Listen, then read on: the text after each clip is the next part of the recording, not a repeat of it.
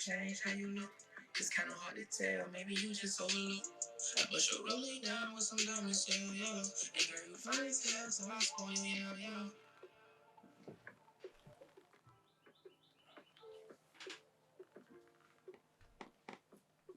Yeah, man. We just got finished goddamn listening to that. What's that? That's the intro. No, that ain't even intro. That's like number 5, number 6 on the tape. That's that war. That war. That war featuring me and C. Lee. So that bitch, she in good hands, just like Allstate. You should bring your friend, they can all stay. Yo, man. Let them know who it is, man. We're in the building, man. Come on, man. I really ain't even got to say the name, but DripGooForever, man. The most influential. The flyest. You know what I'm saying? The most underrated, the underdog.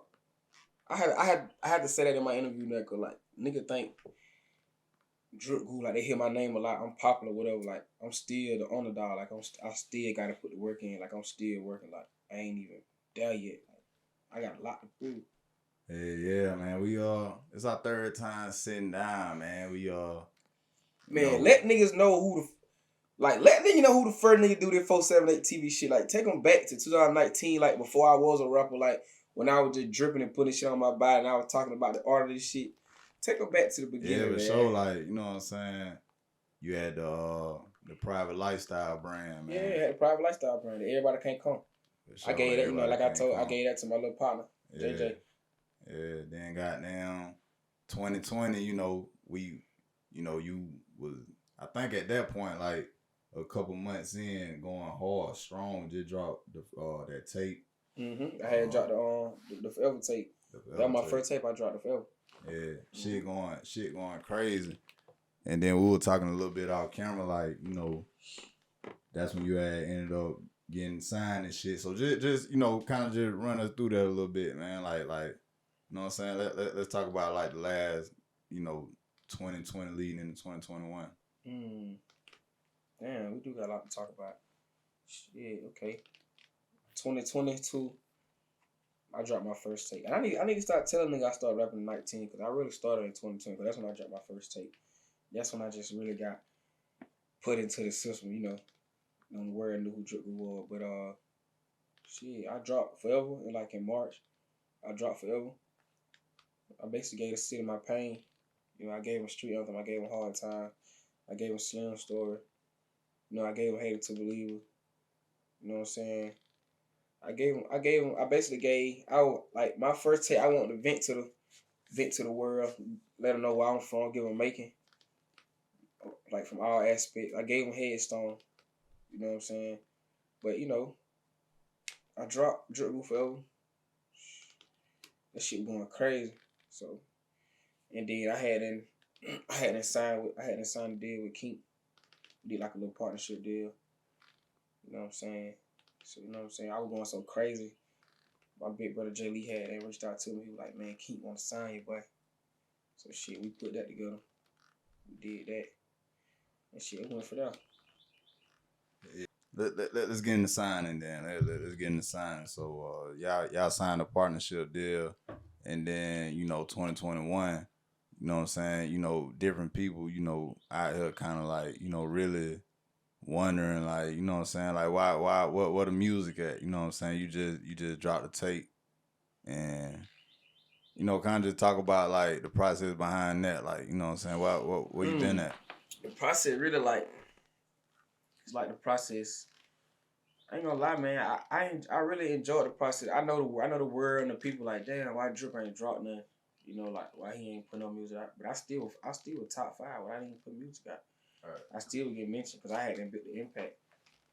I had, you know what I'm saying? I put the work in. They know me for putting the work in, for dropping videos and putting it in their face like I'm dropping back to back with this shit. But like with me, like shit, man, the process, man, like. After the tape, after I had that sign, I would just grind. Like, I'm in the studio making tons of music. Like, my catalog is crazy right now. My catalog crazy. I got down there 1 million songs. Like, I can drop a tape every day if I want to. But, like, for 2021, for them not hearing from me, I would just work. Like, we had a plan, you know what I'm saying? Just gonna work and work and work until we just feel like it was time. So like, what was the plan like for real? Like, you know what I'm saying? Like, the plan was to, for me, I'm guessing to like, I guess reinvent me. Okay. I guess reinvent me. I guess start over. You know what I'm saying? Plan. It was a great plan. Actually, I liked the plan. That was a great plan. But you know, like, you know, well, was it like a situation where you really couldn't just like release? I couldn't do shit. I couldn't drop no videos. I couldn't put out no music. I couldn't drop nothing. I couldn't do shit. I couldn't put out nothing. So I mean, you know, like, people gotta understand, man. This rap shit a business. This shit ain't about the music. It's a million people in the world who can rap and sing and dance and like it's so many people in the world who can do so much shit, but you gotta know the business of this shit. You know what I'm saying? That's what I learned with working with Keith, man. Like he taught me the business. You know what I'm saying? He taught me patience. You know what I'm saying? I can't say that he taught me the business. He taught me patience. Like he made me fall in love with the process of grinding. Word. So, you know, like beside that, like, what's some of them things that, you know what I'm saying? What's some of the other things that you learned, you know what I'm saying, from King and shit?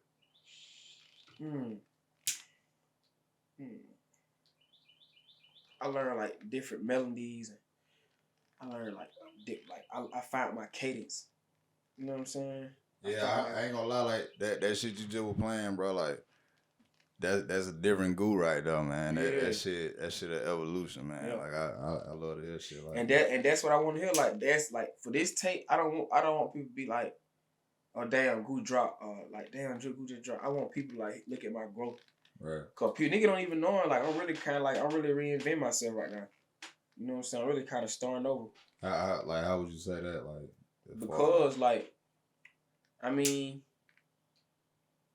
I don't know why nigga be thinking the way I make my music, man, a nigga think I've been rapping 5, 6, 17 years, but I put out my first tape in 2020 and 2021 I ain't dropped no music, I ain't do shit, so it's like I'm really kind of still new. But it's like the impact I had, like when I dropped, man, it's like impact I had. A nigga think that, but I'm grinding right now, man. Like I just put out bigger picture going crazy right now. Yeah. Man, we definitely gonna get into that, man. Let's talk about this, man. I just recently interviewed Slizzy Sleeves, man. He kind of like was talking about different artists who he kind of, I ain't gonna say like it was really a diss. I kind of feel like he kind of like was kind of just speaking from a point of like, I guess, disappointment. He kind of said, you know, when they had the chance to do their interviews, you know what I'm saying, they ain't keep my name up. And then, you know what I'm saying, he went on to say that, you know, they ain't really, you know, they might think that people sleep on them, but they sleep on themselves. And that you can't be a superstar like early on. Like what would you say to really, like, you know what I'm saying, kind of like respond to that? I mean, people ain't really no response. I mean, I kind of like me being Goo, like I respect it, but it's like at the time, like now I can like let me pinpoint. Because I think I seen that. You know what I'm saying? He's and he like me just being understanding. Like he said some real shit, but far as me like speaking on his name or anything, like far as just I went in the mix.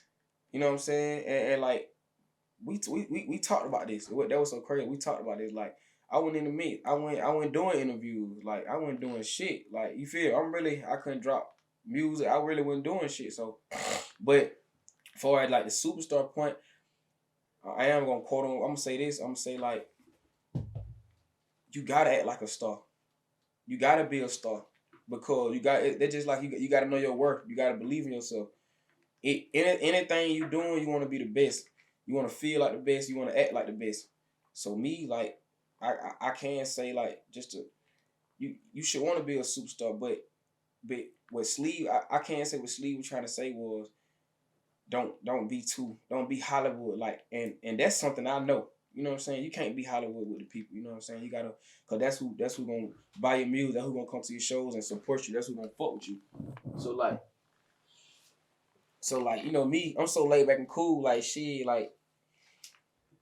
my bad, nigga. You know what I'm saying? Like you feel like I'm so chill. Like shit, my bad, nigga. Like it's all love with me. Like, cause a nigga really, I gotta reinvent myself. I gotta start all the way over. You know what I'm saying? So it ain't nothing wrong with showing love, but at the time I couldn't show love. I couldn't say nobody's name. I wasn't doing no interview. If you go to my YouTube channel right now, shit, I ain't got shit out. Everything new. Yeah, I was about to say that. I just had to re-upload all my old shit. Like, so I'm still, you know what I'm saying? I still gotta reinvent myself. Yeah, I was just about to say that. Like, I was looking, you know what I'm saying, looking at your videos I just seen that were recently uploaded and stuff. Yeah. And you know, old videos that you had done. So yeah, that Street Anthem that on Hate to Believe. So like what's up with that? Like what you just trying to build your own like YouTube and stuff? You know what I mean? Dawg, I say like at the time when I had the little partnership shit, I had to delete all my videos and take all my music and shit off the internet. You know what I'm saying? Streaming platform too. Yeah, cause we had a plan. You know what I'm saying? We had a plan. I had to take everything down. It was a great plan. I kind of liked the plan. The plan just took kind of long for me. You know what I'm saying? Me being a new artist, I'm ready to work. I'm ready to, you know what I'm saying? But yeah, man, I can't upload everything. But I gave him Street Anthem. I gave him Hate to Believe. I might put Henry Lord back up there, but I don't know. Yeah. So you couldn't even do the interview. So like with that situation, like you still like, you know, you still I really don't want to say too much in the interview about it, but I'm still, I'm still DripGooForever. Yeah, you like you independent now, or you still signed? Legally wise, paper wise, you know what I'm saying? I'm kind of still signed, but it's like mindset wise, my work ethic and where I want to go, me just believing in myself, like just stepping out on faith. I'm independent. You know what I'm saying? You know, like I tell niggas, like Kink a real nigga. He like might be one of the real niggas I ever met. You know what I'm saying? Like as a person, real nigga. He done did a lot of real shit for me. I ain't the type of nigga to get in the interview and damage a nigga name or talk about a nigga. Nah, that ain't me. Like I don't need the clout. I don't need the views. I'm a real nigga. I was raised out loyalty. My dad named Florida. So it's like Kink did a lot of real shit for me, but like from a music standpoint, we wasn't on the same page. You know what I'm saying? Like we just wasn't on the same page. So like he had his ideas, I had my ideas. Before as a person, a real nigga, he a real nigga. You know what I'm saying? Like I fuck with him. You know what I'm saying? He taught me a lot. He taught me a lot with the music. But me as an artist, me growing as an artist, and me just trying to put my music out, like it was a different. He had his mindset, I had my mindset. You know what I'm saying? So yeah. That's what I can say about that. I make $1 million a day, it'll be a miracle. I swap my life for NFT, I'm living digital. Acting like you poppin', no you not, you just flexing. Showing all that money, you ain't got nothing invested. Same won't leave my side, and my brother, he protect me. It's crazy how my brother got shot, he learned a lesson. I can't lie and say that I'm not, I'm still stressing. Still screaming lonely and slim.